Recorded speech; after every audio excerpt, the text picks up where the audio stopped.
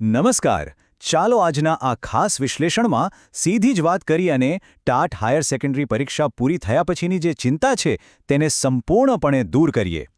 હવે પ્રિલિમ્સ તો પૂરી થઈ ગઈ છે અને ચારેય બાજુ બસ કટ ઓફ અને રિઝલ્ટની જ ચર્ચા ચાલી રહી છે, ખરું ને? પણ વાસ્તવિક તૈયારી ક્યાંથી શરૂ કરવી અને આગળનું એક્ઝેક્ટ પગલું શું હોવું જોઈએ તે સમજવું અત્યારે સૌથી વધુ જરૂરી છે. આજના આ સેશનમાં આપણે ઉપલબ્ધ ડેટાના આધારે મેઇન્સ પરીક્ષા માટેનો એક સચોટ અને પાવરફુલ એક્શન પ્લાન તૈયાર કરવા જઈ રહ્યા છીએ. આજના આપણા વિશ્લેષણનો રોડમેપ એકદમ ક્લિયર છે. આપણે 5 મુખ્ય મુદ્દાઓ પર વાત કરીશું: પ્રિલિમ્સ પછીની મૂંઝવણ, ક્વોલિફાઇંગ માર્ક્સનું ગણિત, ગ્રેસ માર્ક્સનો ફાયદો, વર્ણનાત્મક પેપરમાં કેવી રીતે માસ્ટરી મેળવવી અને છેલ્લે ટાઈમ મેનેજમેન્ટ અને માઇન્ડસેટ. તો ચાલો આપણા પહેલા વિભાગથી શરૂઆત કરીએ. પ્રિલિમ્સ પછીની સૌથી મોટી મૂંઝવણ. હવે પરીક્ષા આપ્યા પછી દરેકના મનમાં આ એક જ પ્રશ્ન ઘૂમ્યા કરે છે: શું સત્તાવાર રિઝલ્ટની રાહ જોવી કે પછી તરત જ મેન્સની તૈયારીમાં લાગી જવું? જુઓ, એક કડવું સત્ય આપણે સ્વીકારવું જ પડશે. રિઝલ્ટ આવ્યા પછી મેન્સ માટે માંડ 15થી 20 દિવસનો જ ટૂંકો સમય મળે છે. એટલે માત્ર પરિણામની રાહ જોવી એ બહુ મોટું અને ખતરનાક છટકું સાબિત થઈ શકે છે. અને એટલા માટે જ હવે આપણે જઈએ વિભાગ 2 પર: ક્વોલિફાઇંગ માર્ક્સનું ડીકોડિંગ.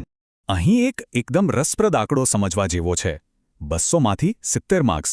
હા, એટલે કે બરાબર 35%. રાજ્ય પરીક્ષા બોર્ડના નિયમો મુજબ મેન્સ સુધી પહોંચવા માટે આ તમારો મેજિક નંબર છે. વિભાગ 1 અને 2 બંને મળીને તમારે 70નો આંકડો પાર કરવાનો જ છે. આ નંબર મગજમાં બરાબર ફિટ કરી લેજો. હવે જોઈએ વિભાગ 3: ગ્રેસ માર્ક્સનો જબરદસ્ત ફાયદો.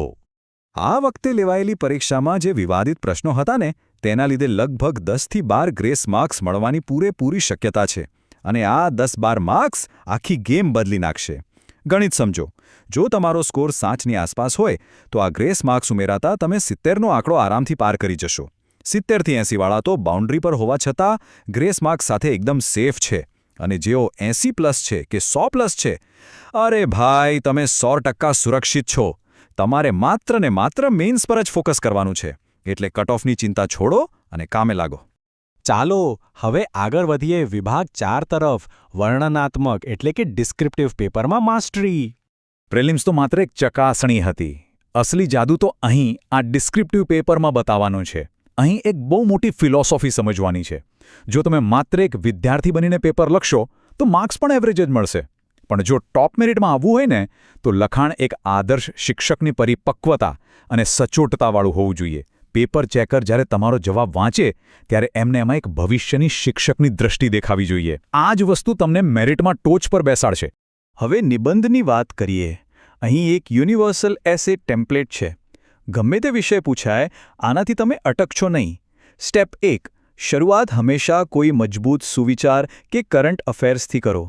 સ્ટેપ 2: મધ્ય ભાગમાં એ વિષયના ફાયદા, ગેરફાયદા અને સરકારી યોજનાઓને સાંકળી લો. અને સ્ટેપ 3: ઉપસંહાર હંમેશા પોઝિટિવ અને કોઈ સોલ્યુશન આપતો હોવો જોઈએ. મારી સલાહ છે કે આ કૌશલ્ય વિકસાવવા માટે અઠવાડિયામાં 3 પ્રેક્ટિસ નિબંધ લખવાનું આજથી જ શરૂ કરી લો. હવે સંક્ષેપીકરણ. અહીં મોટાભાગના લોકો શું ભૂલ કરે છે ખબર છે? ફકરાની પહેલી અને છેલ્લી લીટીઓ સીધી કોપી પેસ્ટ કરી દે છે. આ પદ્ધતિ બિલકુલ ખોટી છે અને મોટું નુકસાન કરાવશે. પરફેક્ટ સંક્ષેપીકરણનો ગોલ્ડન રૂલ એ છે કે આખો ફકરો 2 વાર ધ્યાનથી વાંચો, એના મુખ્ય વિચારને પકડો અને પછી તેને તમારા પોતાના શબ્દોમાં ટૂંકમાં લખો.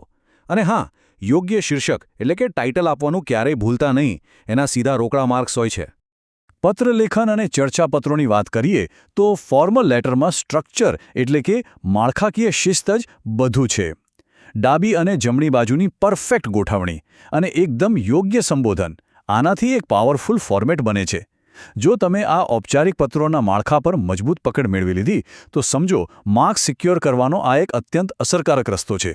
હવે વાત કરીએ આપણા અંતિમ અને સૌથી નિર્ણાયક વિભાગ 5ની: સમય વ્યવસ્થાપન અને માઇન્ડસેટ. મેન્સમાં સૌથી મોટો ડર કયો છે? પેપર પૂરું ન થવાનો? સાચું કહું તો પેપર અધૂરું રહી જવું એ સૌથી મોટું જોખમ છે. પણ આનો ઈલાજ બહુ સિમ્પલ છે.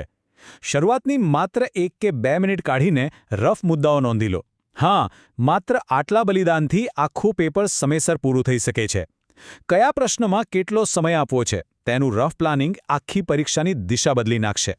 આપણા સોર્સ મટીરિયલમાંથી મળેલી આ સૌથી મોટી વાસ્તવિકતા છે. બરાબર સાંભળજો. પ્રિલિમ્સના માર્ક્સ માત્ર મેન્સમાં ક્વોલિફાય થવા માટે જ છે. તમારી કરિયરની અસલી લડાઈ, તમારું ફાઇનલ મેરિટ, એ બધું જ સંપૂર્ણપણે મેન્સ પરીક્ષાના પરફોર્મન્સ પર ટકેલું છે. પ્રિલિમ્સ માત્ર એક પ્રવેશદ્વાર હતું, અસલી મંઝિલ તો મેન્સ છે. તો હવે વિચારો, જ્યારે આપણને ખબર જ છે કે પ્રિલિમ્સનો સ્કોર ફાઇનલ મેરિટ નક્કી નથી કરવાનો, તો પછી એક ગંભીર ઉમેદવાર તરીકે તમને આજે જ તમારો પહેલો પ્રેક્ટિસ નિબંધ લખતા કોણ રોકી રહ્યું છે? આ નિષ્ક્રિય રીતે રાહ જોવાની રમત હવે છોડી દો અને તાત્કાલિક એક્શન લો. આજથી જ શરૂઆત કરો અને ઉત્કૃષ્ટ પરિણામ માટે સજ્જ બનો. તો શું તમે તમારી તૈયારી આજથી જ શરૂ કરી રહ્યા છો?